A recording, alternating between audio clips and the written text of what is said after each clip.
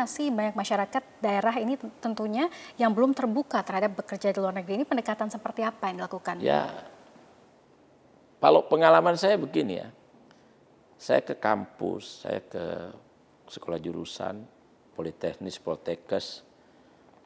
Setelah kita ngomong ini ada kesempatan begini-begini, semua angkat tangan mau berangkat tuh. Artinya kesimpulannya mereka nggak tahu selama ini.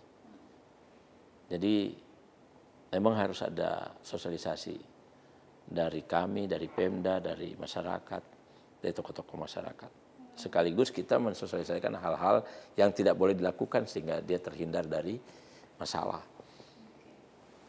Kalau untuk desa migran sendiri, kita tahu banyak yang sukses. Sekarang update-nya seperti apa, Mas Menteri? Salah satu upaya kita memperbaiki tata kelola adalah memperkuat desa migran. Jadi di undang-undang itu kita diberi tugas mulai dari merekrut, melatih, menempatkan, kemudian menjaga mereka di luar negeri sepulang mereka sama keluarganya. Nah, desa migran itu adalah satu, kita ingin menciptakan sebenarnya apa yang disebut ekosistem di desa itu tentang pekerja migran. Di sana ada timnya, ada regulasinya, ada perdes misalnya ya. Kemudian ada informasinya, ada kegiatan-kegiatan misalnya melatih mereka berusaha, ada kegiatan-kegiatan edukasi di sana. Jadi intinya bahwa itu adalah upaya-upaya kita mengembangkan ekosistem pekerja migran di kampung-kampung, terutama basis-basis perekrutan. Oke. Sejauh ini bagaimana antusiasme dari warga? Bagus. Di mana? Misalnya kemarin di Cirebon itu ada satu desa, kepala desanya pekerja migran, 80% perangkat desanya purna pekerja migran. Ini bagus. Terus saya juga menemukan banyak pengusaha-pengusaha purna yang sukses.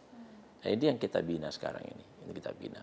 Ada yang sukses dengan omset 500 juta, ada yang sukses dengan omset 300 juta, macam-macam. Jadi ini yang sedang sebenarnya ya kebutuhan kita sekarang ini yang perlu kita munculkan. Supaya orang tidak merasa bahwa yang disebut pekerja migran itu isinya suram aja, kekerasan aja. Karena yang viral ya itu kan. Sebenarnya yang sukses itu jauh lebih banyak.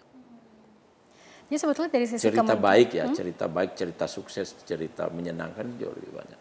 Oke, berarti pelatihan kepada pekerja migran telah pulang itu diberikan juga ya Pak ya, oleh P2MI? Ya, kita itu mengawal sampai misalnya kalau mereka udah punya usaha sendiri, kita tinggal bantu dia akses modal, bantu dia pelatihan manajemen usaha, bantu dia bagaimana membuka pasarnya, gitu-gitu aja.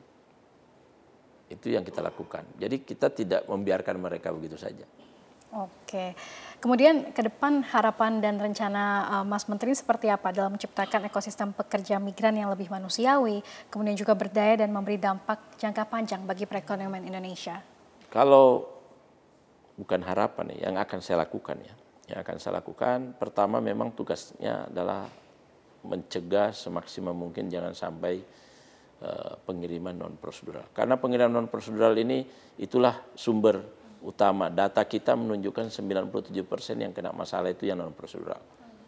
Jadi sepanjang dia berangkat secara prosedural, insya Allah aman.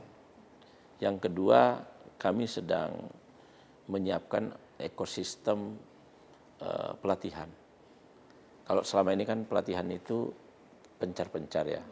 Pelatihan bahasanya di mana, pelatihan skillnya di mana, kemudian ngurus dokumennya di mana, informasinya dapatnya dari mana. Nah ini kita sedang mengkonsolidasi misalnya yang disebut Migran Center. Jadi Migran Center itu nanti disitulah ada apa namanya, di situ ada semualah terkait migran di situ semua dikelola tuh, pelatihannya, bahasanya, informasinya, kemudian yang lain-lain. Yang kedua, saya harus berkolaborasi ya dengan KL-KL lain, dengan pemerintah daerah, dengan kelompok-kelompok masyarakat. Kami sekarang gencar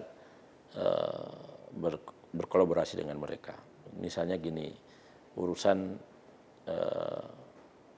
ABK, pelatihannya saya tidak perlu mendirikan apa istilahnya, tempat pelatihan sendiri, ngapain?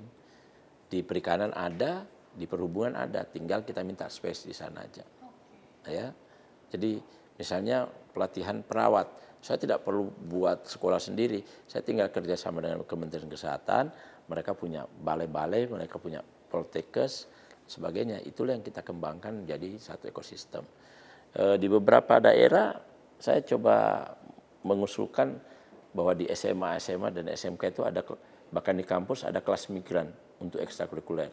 Di samping juga ada penyiapan bahasa. Jadi mulai dari awal itu anak-anak sebelum masuk sekolah itu sebaiknya sudah ada peminatan. You mau kerja di dalam negeri apa di luar negeri? Kalau you mau kerja di luar negeri, negara mana kira-kira? Dari situ mulai kita siapkan sejak awal. Paling tidak kelas migrannya itu ekstrakurikuler dulu nggak apa-apa. Tapi ada beberapa daerah yang memang sudah memaksa, misalnya Lampung itu dia memang mewajibkan ada sekolah itu ada kelas migran.